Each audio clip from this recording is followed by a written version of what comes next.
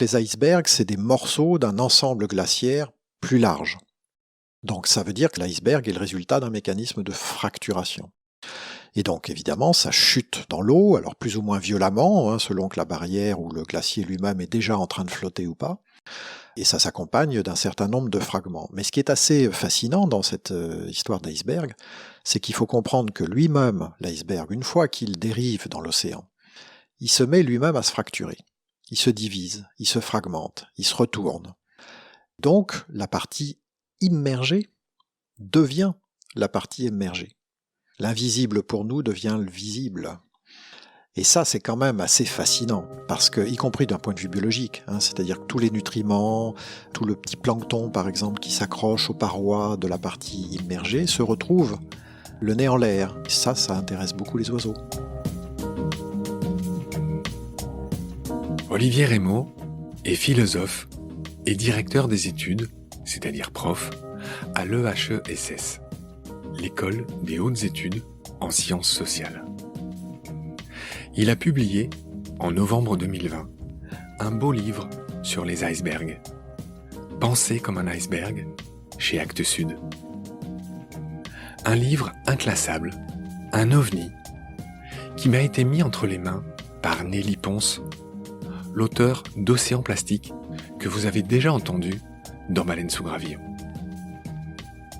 Dans Penser comme un iceberg, Olivier compile des histoires de toutes les époques qui mettent en scène les baleiniers, les Inuits, les scientifiques, les explorateurs et même des peintres et des moines. Au-delà de ces géants de glace et de leurs parents, les glaciers, qui les vêlent, c'est ce qu'on appelle le vêlage, c'est toute la question du rapport entre l'homme et la nature qu'Olivier aborde en filigrane. La question des milieux de vie, de toutes les vies, et de l'usage du monde, de l'usage des mondes, pour paraphraser Nicolas Bouvier, le prince des voyageurs.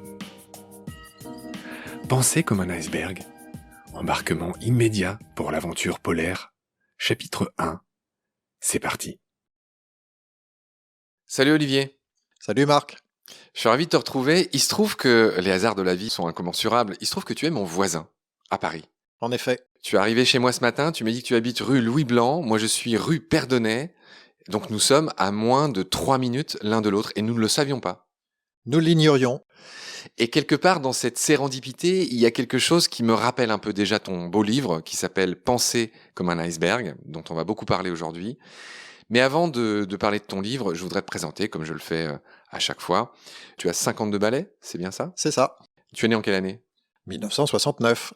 Ah, je savais qu'il y avait quelque chose derrière ton année de naissance qui était intéressant. Tu es né en 1969, d'accord. Tu es philosophe, écrivain, tu es directeur d'études à l'EHESS. Je te laisse me dire ce qu'est l'EHESS. Alors l'EHESS, c'est l'École des hautes études en sciences sociales. C'est une école de recherche, on a des étudiantes et des étudiants, des auditeurs libres, auditrices libres aussi, niveau recherche, à partir du master, puis thèse. Vous formez les Lévi-Strauss de demain ? Ce serait bien. On espère. Donc voilà, l'EHESS, c'est une école assez prestigieuse, 3000 élèves. Tu m'as dit qu'il y avait 350 profs comme toi. Voilà, toi tu es l'un d'eux. Tu es le lauréat, on en parlera en fin d'émission, de plusieurs prix de recherche que je ne vais pas tous lister. On en parlera d'un en particulier. Tu as eu un prix dont tu es très fier et il y a de quoi l'être, de la fondation Alexander von Humboldt. Une fondation allemande que j'affectionne, oui. Tu as vécu à Berlin. Oui. Une ville que j'aime beaucoup, moi aussi. On en dira un mot en temps voulu quand on aura fini nos épisodes. Tu es marié, t'as des mômes ? Oui, marié, 2 enfants. D'accord. On les salue ? On leur fait un bisou ? Ah, on les salue, bien sûr, bien sûr. Prénom ? Alors, Agnès, Alma, Émile. Agnès, ta femme ? Alma et Émile. Oui. Ah oui, c'est très rousseauiste, la fin de ta progéniture. Ok. Tu es l'auteur d'un bouquin qui devait être un de tes premiers sur Jules Michelet, qui s'intitule « Michelet, la magistrature de l'histoire ». C'est un bouquin que tu as écrit en 1998. Je te laisse me le résumer en quelques phrases. Jules Michelet, un formidable historien français du 19e siècle, qui est connu pour son histoire de la Révolution française. C'est l'auteur du roman national, c'est le pape de l'histoire, c'est 2 de ses surnoms. Exactement, qui a une plume magnifique, qui se lit, mais avec une limpidité incroyable, c'est lisible par tout le monde. Il y a un souffle épique sublime, et ça m'a attrapé, donc voilà. C'est quelqu'un qui raconte la monarchie de Juillet, la Seconde République, le Second Empire, donc Napoléon III, toutes ces époques-là. Hein. Oui, il remonte jusqu'à son époque, jusqu'au 19e siècle, c'est même l'un de ses derniers livres sur le 19e siècle. Et il a une vision qui part de l'Antiquité jusqu'au contemporain, ses contemporains. Ouais, donc tu t'es attaqué à cet auteur du roman national, Jules Michelet, qui a été très critiqué à son époque malgré tout pour ses mœurs. C'est quelqu'un qui s'est séparé de sa femme, je crois. Enfin bref, c'est pas l'objet de l'émission. Si, de Pauline, sa première femme, dont il n'était pas amoureux. C'était une sorte de mariage forcé encore. Oui, alors en même temps, il recevait des lettres qui étaient presque des lettres de reconnaissance, notamment d'un public très féminin. Mais c'est pour ça qu'on l'aime. Il était républicain, Ouais. il était en avance sur son temps, Jules Michelet. Et il a eu l'église sur le dos, en gros. Oui. À l'époque, c'était ça le truc. Voilà, c'est ça qu'on voulait dire. C'est pas l'objet de notre émission, mais je tenais à dire un mot sur ce Jules Michelet. Tu as écrit un autre bouquin qui a un joli titre, Solitude volontaire, alors beaucoup plus près de nous, en 2018. Cher Olivier, de quoi était-il question dans Solitude volontaire ?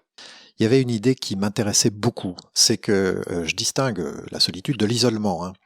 L'isolement au sens social, c'est un gros dossier, j'avais pas les moyens d'y entrer comme ça.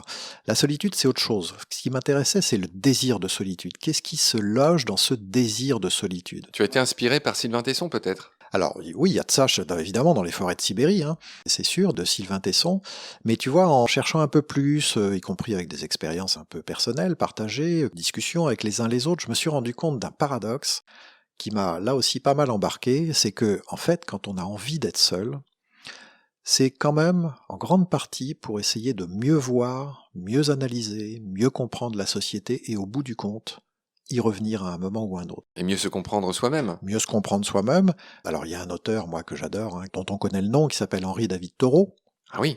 Walden. Thoreau. Ah oui, et qui est l'une des figures vraiment représentatives de ce mythe de la solitude volontaire. Walden ou la vie sauvage. Voilà. Ce qui était drôle, c'est que sa retraite, c'était tout proche de sa ville, en fait. Il s'était pas perdu, contrairement à Sylvain Tesson. Et je pars de là, c'est-à-dire que, en fait, il a mis en scène son désir de solitude, alors même que, dès le début de son livre, il le dit très explicitement, presque tous les 2 jours, je revenais à Concorde, mon village natal, j'allais faire laver mon linge par ma maman, dévorer les cookies. Quel Tanguy. Voilà. Ce David. Confectionné par ma sœur, prendre des nouvelles du monde, discuter avec mes amis, etc. Donc c'est un peu le cœur du livre, c'est-à-dire que la solitude volontaire, encore une fois, pas l'isolement au sens social, l'exclusion, mais la solitude volontaire, le désir de solitude, c'est aussi un désir de société, parce que quand on est seul, on comprend en fait que si ça dure trop longtemps, c'est insupportable. Et donc on revient toujours en fait dans la société. En 2019, cher Olivier, tu es un auteur prolifique. Tu as écrit un autre livre chez Paulsen, cette fois, une belle maison d'édition, que je salue au passage, qui s'intitule Errance. Et là, tu parles de quelqu'un dont tu m'as appris le prénom.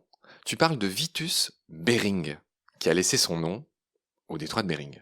Vitus Jonasson Bering, un Danois de la fin du XVIIe siècle, qui a laissé son nom au détroit de Bering, à la mer de Bering. Il y a aussi un glacier qui porte son nom. Et c'est un marin danois qui est recruté par la marine russe, par Pierre le Grand, au début du XVIIIe siècle, et puis qui va faire 2 expéditions sibériennes du côté du Kamtchatka, puis ensuite pour aller voir ce qui se passe au-delà de la mer qui sépare le Kamtchatka de l'Alaska. Et puis, au retour de sa 2e expédition, il meurt. Et d'ailleurs, il y a une île aujourd'hui qui porte son nom, l'île Bering, en face du Kamtchatka. Et c'est des expéditions absolument incroyables. Dans quel sens ? Par exemple, c'est de comprendre comment on voyageait à cette époque-là. Et il faut se dire quand même que la 2e expédition, elle dure à peu près 10 ans. C'est-à-dire qu'au départ de Saint-Pétersbourg pour aller à l'autre bout, au Kamtchatka, ça met 10 ans. Donc, faut s'imaginer très concrètement. Saint-Pétersbourg t'envoie une lettre lorsque tu es à Okhotsk, par exemple, au bord de la mer d'Okhotsk. Oui, Okhotsk, que moi je dis, mais c'est faux. D'accord, ok. Ça met à peu près 6 mois à l'époque. Ouais. Donc tu réponds. Généralement, c'est des lettres qui sont pas très agréables, parce qu'on te demande pourquoi ça va pas assez vite, ça coûte très très cher, etc. Le temps de répondre, ça met de nouveau 6 mois. Et donc, quand on te renvoie une réponse à ta réponse, eh bien, Il s'écoule 1 an et demi. Des icebergs ont coulé sous les ponts. Exactement. Donc c'était source de beaucoup de malentendus. Et entre autres, ce qui m'intéressait, c'est vraiment ça, c'est-à-dire comment a-t-il pu supporter tout ça? Comment ont-ils pu, puisque la deuxième expédition était même avec sa famille. Donc Vitus Bering, tu l'as dit, il est mort dans un naufrage En 1741. et il a laissé son nom à un détroit célèbre. Je te laisse quand même nous le situer et nous dire l'importance de ce détroit. Alors le détroit de Bering, c'est celui qui relie la pointe septentrionale de la Sibérie à l'Alaska. Et puis il y a eu toute une mythologie autour de ce passage, le passage du Nord-Est, puisqu'on se demandait ce qu'il y avait au-delà finalement. Est-ce que c'était possible de naviguer le long des côtes sibériennes, débarrassé des glaces ou pas? Et c'était l'une des missions de ce personnage, de Bering, de savoir ce qu'il y avait au-delà de la pointe sibérienne, tout à l'est, pour savoir si l'Empire russe à l'époque pouvait encore connaître une expansion significative. Moi, ce qui me parle, c'est que dans l'histoire de l'humanité, le détroit de Bering, on pense que l'homme aurait colonisé les Amériques via ce détroit de Bering. Le fait qu'il ait pu être passé à pied par des hommes préhistoriques est dorénavant admis. Oui, Bering embarquait un naturaliste qui s'appelait Steller, et Steller a été l'un de ceux à l'époque qui le premier a émis cette hypothèse. Oui, alors tu l'appelles Steller, c'est bien, tu prononces bien les mots allemands. On l'appelle habituellement Steller, mais en effet, c'est lui qui a donné son nom au fameux pigargue de Steller, qui est juste mon rapace préféré. On en a parlé dans les épisodes rapaces. Il a aussi nommé la Rhytine de Steller, qui est un dugon guidé. On en a aussi parlé dans Baleine sous gravillon. On a parlé de tellement de choses, mon vieux, tu imagines même pas. Et donc voilà, donc Steller, c'est quelqu'un qui est mort très jeune aussi, à 37 ans. J'imagine qu'il est mort avec Bering dans le même naufrage, du coup. Il était sur le bateau et il a en fait échoué. Il a fait naufrage avec Bering et sur l'île, il a fait partie de ceux qui ont remonté à partir des ruines du bateau un canot, une espèce de canot de sauvetage, parce qu'ils étaient échoués sur une île à quelques 80 000 de la côte du Kamtchatka, qui a permis aux survivants, mais quelques mois plus tard, après le naufrage, de rallier la côte du Kamtchatka, puisqu'il y a eu quelques survivants quand même. Bon, en résumé, il faut lire ton bouquin Errance. Ok Olivier, donc voilà, on a fait le tour de ce que tu as écrit. Tu es donc quelqu'un qui s'intéresse au milieu de vie et à l'usage du monde. Et là, je suis obligé, une fois qu'on a dit cette expression, de dire un mot sur quelqu'un qui a éclairé ma vie, peut-être la tienne, celle de millions de gens, c'est Nicolas Bouvier. Nicolas Bouvier, qui est cet écrivain suisse, qui est parti dans une Fiat 500 Topolino en 1953, découvrir le monde. Il s'est arrêté à la fameuse passe de Khyber, entre le Pakistan et l'Afghanistan. Qu'est-ce que tu as retenu, toi, de cet écrivain voyageur sublime qui a bercé des millions de jeunesses, dont la mienne? Qu'est-ce que tu peux me dire, ou qu'est-ce que tu as envie de me dire de Nicolas Bouvier? J'ai retenu au moins deux choses. Déjà, le titre qui est quand même une formule sublime, tout simplement, quoi, et que j'adore en plus conjuguer au pluriel, les usages du monde. Et puis une écriture. C'est-à-dire que c'est quand même la première fois, je pense, qu'on a eu un tel plaisir du texte avec la littérature de voyage, si j'ose dire, parce que je pense quand même que Bouvier, il a posé les plus beaux lauriers sur la littérature de voyage. Il lui a permis à cette... Il l'a rendu moderne aussi. Il l'a rendu moderne, il lui a permis, je pense, d'entrer un peu dans le corpus ordinaire des lettres, quoi. C'est quelqu'un qui avait 23 ans pendant ce voyage, et Mona Chollet, que je connais, a travaillé sur cet auteur, sur Nicolas Bouvier, et elle a dit que c'est quelqu'un qui avait une érudition prodigieuse pour quelqu'un de 23 ans seulement. Et évidemment, l'un n'empêche pas l'autre, c'est un peu ton cas dans ce bouquin, c'est un compliment que je te glisse au passage. Ton livre, Penser comme un iceberg, c'est incroyable, ça fourmille de références et de choses, on va le voir avec toi. Ok, il faut qu'on avance un peu, Olivier. Il y a aussi un autre roman dont je voudrais parler à l'orée de ton propre livre. On en a parlé, toi et moi, quand on a préparé cette émission. Ton livre, qui s'appelle Penser comme un iceberg, m'a beaucoup fait penser au roman de Peter Hoeg, je ne sais pas comment on prononce son nom, H-O-E-G, qui s'intitule Smila. Smila ou l'amour de la neige. Très beau livre. Très beau livre, que tu as lu aussi. Je te laisse m'en parler et m'expliquer, selon toi, pourquoi ça m'a fait penser à ton livre à toi. Je pense que tu y as songé parce que tout simplement, Smila est une glaciologue, une spécialiste de la glace autochtone avec des origines groenlandaises. Sa maman est groenlandaise, son papa est danois. Voilà. Elle est à cheval entre deux cultures. Exactement, et d'ailleurs c'est bien mis en scène et en mots par l'écrivain. Et puis donc voilà, il y a un côté un peu polar, thriller. Le pitch, c'est qu'elle reconnaît aux traces que l'enfant a laissées C'est sur ça. le toit avant soi-disant de sauter dans le vide. Elle sait lire dans la neige, comme C'est ses ça. ancêtres groenlandais. Et elle lit que la version de la police n'est pas la bonne. Parce qu'elle sait lire dans la neige. Et en groenlandais, il y a 30 mots pour désigner la neige. Enfin, nous, voilà, il y a juste la neige. Au moins. En groenlandais, il y a au moins 30 mots. Voilà. Au moins. Et ce qui est hyper intéressant dans le livre, c'est qu'il y a des descriptions de la neige qui notamment nous permettent de comprendre que la trace, c'est pas la même chose pour tout le monde. Et elle interprète la trace, les traces, d'une manière qui est complètement inattendue. Et donc ça ouvre la porte à toute cette histoire qui nous embarque, en fin de compte, du côté du Groenland. Avant qu'on commence à parler des icebergs, je voudrais qu'on parle de quelque chose. Moi, j'aime bien regarder les livres, ce qu'il y a autour des livres, ce qu'il y a sur la couverture des livres. Et là, le bouquin, il est en face de toi, il est en face de moi. Il y a un être vivant qui est représenté sur ce bouquin. Est-ce que tu sais c'est quoi? C'est une baleine. Est-ce que tu sais de quelle baleine il s'agit? Baleine du Groenland. Alors, c'est très bien vu de ta part. C'est une baleine très spéciale. Je voudrais en dire un mot, d'autant plus que le nom de l'émission, c'est Baleine sous gravillon. Pour moi, c'était impossible de pas en parler. C'est un très beau livre, ton livre aussi par sa couverture. En effet, on reconnaît tout de suite le menton blanc et les points noirs caractéristiques d'une baleine boréale, alias baleine du Groenland. Balena mysticetus, c'est la seule du genre Balena. C'est une baleine qui a une énorme particularité, c'est le mammifère qui peut vivre le plus longtemps. Eh oui. Elle pourrait vivre plus de 200 ans. C'est un objet d'étude intéressant alors qu'elle a 1000 fois plus de cellules qu'un être humain. Elle devrait être donc très affectée, exposée au cancer. Elle ne l'est pas. Et voilà, je voulais dire que sur ton bouquin, il y a cette belle baleine qui est en photo, avec sa tache blanche si caractéristique. Et dire aussi la bonne nouvelle, c'est que c'est une baleine qui a été très chassée comme toutes, qui vit dans l'Arctique, et qui se porte plutôt pas mal aux dernières nouvelles. D'accord. Il en aurait plus de 10 000. Voilà, il y a des prélèvements toujours, notamment des Inuits qui ont ce droit. C'est quelque chose d'ancestral. Mais c'est une baleine dont les populations seraient plutôt, d'après ce que j'ai lu, je parle avec prudence, si c'est pas le cas, dites-le moi par message, dont les populations se porteraient plutôt bien. D'accord. Voilà.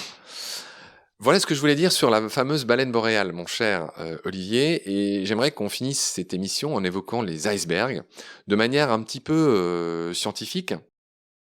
Et j'aimerais d'abord que tu me dises d'où vient le nom iceberg.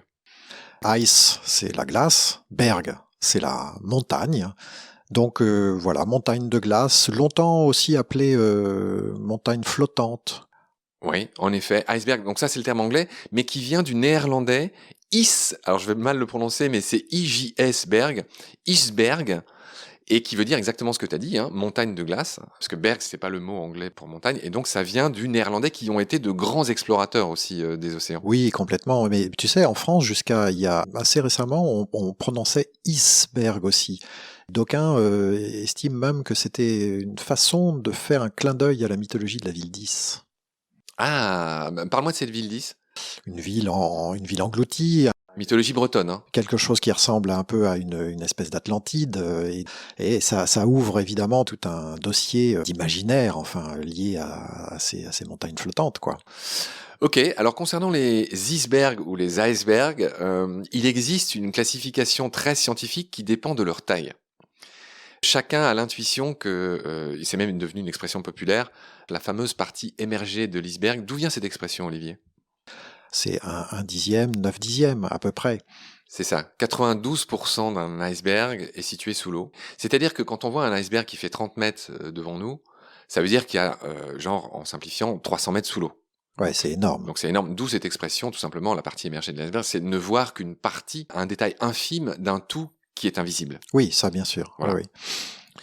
Classification des icebergs, alors j'ai noté qu'en fonction de leur taille au-dessus de l'eau, eh ben, ils avaient des noms en français et en anglais, donc on va les passer en revue. Le plus petit iceberg possible, c'est celui qui fait moins d'1 mètre au-dessus de l'eau. Et celui-là, ça s'appelle en français bizarrement un bourguignon. Je sais pas si tu le savais. Si. C'est drôle, mais d'où ça vient ce nom-là ? On pense forcément au bœuf, hein. Ah ouais ? À quelque chose qui est de l'ordre d'une recette, qu'on va manger, etc. D'accord. Mais non. Donc le tout petit iceberg de moins d'1 mètre de haut, ça s'appelle un bourguignon, growler en anglais, le grogneur, je sais pas trop d'où ça vient non plus.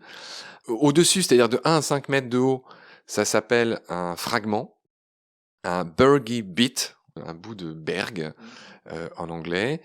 Les petits small icebergs, c'est de 5 à 15 mètres de haut. Donc à chaque fois, ça augmente énormément la masse du truc. Il y a les medium bergs, moyens en français, de 15 à 45 mètres de haut. Donc là, on commence à entrer dans le sérieux, si j'ose dire. Exactement. Nous avons les large bergs, donc ça c'est les gros icebergs, 45 à 75 mètres de haut. Et nous avons les très gros, les very large bergs. Et ça c'est au-dessus de 75 mètres de haut et de 30 millions de tonnes. Voilà pour leur classification. Ce qu'il faut que tu m'expliques, c'est que quand un iceberg se détache, il est toujours accompagné de fragments. Enfin, c'est jamais très propre tout ça. Oui, alors ça, c'est une opération, un mécanisme de fracturation qui a plein de causes, mais effectivement, les icebergs, il faut quand même se dire que c'est toujours attaché à un glacier. Hein, c'est un morceau de glacier. Ou à ce qu'on appelle l'ice shelf. Tout à fait, les barrières de glace. Barrières de glace, une sorte de couverture de glace qu'il y a par exemple en Antarctique. C'est ça, mais qui souvent elles-mêmes en fait bouchent des glaciers, retiennent des glaciers. On comprend très bien ce mécanisme-là avec des désintégrations de grosses plaques tabulaires. Oui, c'est ça, ça pousse. Et donc les barrières de glace retiennent en fait l'écoulement naturel des glaciers. Mais donc les icebergs, c'est des morceaux d'un ensemble glaciaire plus large. Donc ça veut dire que l'iceberg est le résultat d'un mécanisme de fracturation. Et donc évidemment, ça chute dans l'eau, alors plus ou moins violemment, selon que la barrière ou le glacier lui-même est déjà en train de flotter ou pas. Et ça s'accompagne d'un certain nombre de fragments. Mais ce qui est assez fascinant dans cette histoire d'iceberg, c'est qu'il faut comprendre que lui-même, l'iceberg, une fois qu'il dérive dans l'océan, il se met lui-même à se fracturer. Il se divise, il se fragmente, il se retourne. Donc la partie immergée devient la partie émergée. L'invisible pour nous devient le visible. Et ça, c'est quand même assez fascinant, parce que, y compris d'un point de vue biologique, c'est-à-dire que tous les nutriments, tout le petit plancton, par exemple, qui s'accroche aux parois de la partie immergée, se retrouve le nez en l'air. Ça intéresse beaucoup les oiseaux. J'aimerais qu'on parle aussi de la forme des icebergs. On a parlé de leur taille. On va parler de leur forme. Ils ont aussi des noms suivant la forme qu'ils ont. C'est un peu comme les nuages, c'est très beau. D'ailleurs aussi la science des nuages, c'est aussi quelque chose auquel tu dois être sensible. Oui, il y a beaucoup de similitudes, je trouve. Que chacun sait que voilà, il y a des nuages qui sont des espèces de traînées, il y a les fameux cumulonimbus, il y a ceux qui sont massifs, et puis il y a ceux qui sont lenticulaires, en forme de lentilles, qui sont magnifiques. J'en ai vu dans les Andes, par exemple, il y en a souvent là où il y a des montagnes. Enfin bref, on va revenir sur Terre et on va pas rester dans les nuages. En matière de forme, le premier type d'iceberg, c'est le tabulaire. Je te laisse m'expliquer à quoi il ressemble. Le tabulaire, c'est vraiment la caractéristique de l'Antarctique. C'est des énormes plaques glaciaires, donc c'est tout plat, c'est comme une table en fait. C'est très large, et d'ailleurs c'est pas forcément hyper profond. En fait, la partie immergée ne descend pas forcément si loin que ça, si profondément que ça. Ce qui vraiment caractérise le tabulaire, c'est le côté hyper massif, avec des arêtes très droites, donc des cassures très très nettes. Et c'est des plaques qui dérivent pendant très très longtemps, durant plusieurs années. L'autre forme possible, c'est le trapu, donc le blocky en anglais. Alors pareil, dis-moi c'est quoi ses caractéristiques à celui-là ? Il est déjà beaucoup plus petit, il est massif, mais il est plus petit, plus compact d'une certaine manière, un peu plus haut parfois. Il a souvent des angles de fracturation moins nets, on a moins une paroi toute droite, très abrupte. On a plusieurs angles. Et à ce moment-là, on en trouve assez régulièrement en Arctique des trapus.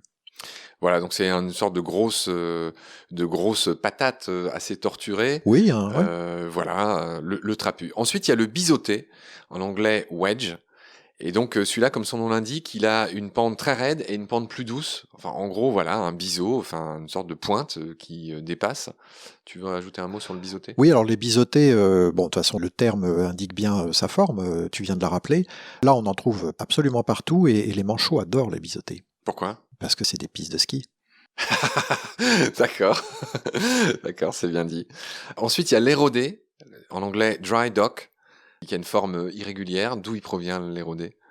Alors, il provient des mêmes endroits, avec les mêmes mécanismes, simplement il est déjà un peu plus âgé. L'érodé, il a commencé à subir depuis... C'est un papy iceberg. Un peu plus, parce que là, on voit bien l'action de l'eau salée, des courants, et puis celle du vent, qu'on néglige aussi souvent, qui érode beaucoup les masses glaciaires.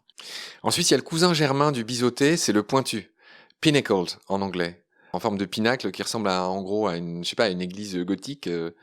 Tu m'en dis un mot? Oui, qui a une cime en fait, une cime avec une espèce de perche. Enfin, il y a un peu cette impression-là, et puis qui parfois même est trouée en haut. Et ça, c'est génial pour la mythologie. Pourquoi? Parce que quand il y a un trou avec une cime comme ça, c'est un canal de transmigration des âmes dans la mythologie inuite. Ah. Les âmes passent par ce trou-là Voilà. et se réincarnent. Tu as atteint le point P, le point poésie de ce podcast. La dernière forme d'iceberg, c'est le dôme. Et celui-là, je l'aime bien parce qu'en fait, c'est un ludion qui aurait basculé. Quand ça forme un dôme, ça veut dire que l'iceberg a basculé, qu'il s'est retourné, que le fond est devenu dessus, qu'il est passé au-dessus de l'eau. Oui, les dômes, c'est vraiment beau. Et puis, alors souvent, ils sont un peu cupulés. Tu sais, c'est ce qu'on appelle les cupules, c'est-à-dire des espèces de toutes petites ouvertures qui sont le résultat de l'action des courants essentiellement. C'est vrai que ça fait penser à de l'architecture, le dôme de certains bâtiments dans l'Italie du XVe siècle. Enfin, moi, j'y pense tout de suite, comme tous. Ce que tu me disais, c'est que quand il y en a un qui bascule comme ça, il y a toutes les petites formes de vie qu'il y avait au fond qui reviennent à la surface, et ça, les oiseaux adorent, tu disais tout à l'heure. Oui, les oiseaux adorent parce que du coup, ils vont chercher leur nourriture, leurs nutriments. Petits crustacés. Exactement, et assez régulièrement, quand on observe un processus donc de retournement d'un iceberg, Ça doit être impressionnant parce qu'il se retourne d'un coup, en fait, non? ça dépend de sa masse, mais c'est assez rapide en effet, et ça ressemble, on en parlera, à une baleine, sans aucun doute, qui se retourne elle-même, mais les oiseaux ne sont pas dupes, ils s'agglutinent aussitôt. C'est un vrai restaurant ambulant. Sur ce, on a fini les formes des icebergs et je te propose qu'on achève ici notre premier épisode.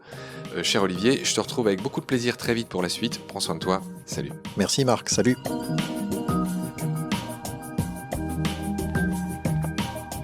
C'est la fin de cet épisode. Merci de l'avoir suivi. Merci de partager le lien de Baleine sous Gravillon et de vous abonner si vous avez aimé. Des étoiles et des commentaires sont les bienvenus si vous écoutez l'émission sur iPhone. Celles et ceux qui le souhaitent peuvent aussi nous aider en faisant un don sur le site Tipeee. Merci par avance. Vos critiques, conseils et suggestions sont aussi les bienvenus sur la page Facebook de Baleine sous Gravillon. Je remercie mes équipiers pour leur aide précieuse, ainsi que Félix Labande, l'auteur sud-africain de la chanson du générique. Je vous retrouve très vite pour un nouvel épisode. D'ici là, prenez soin de vous et de ce qu'il y a autour de vous. Merci, à bientôt.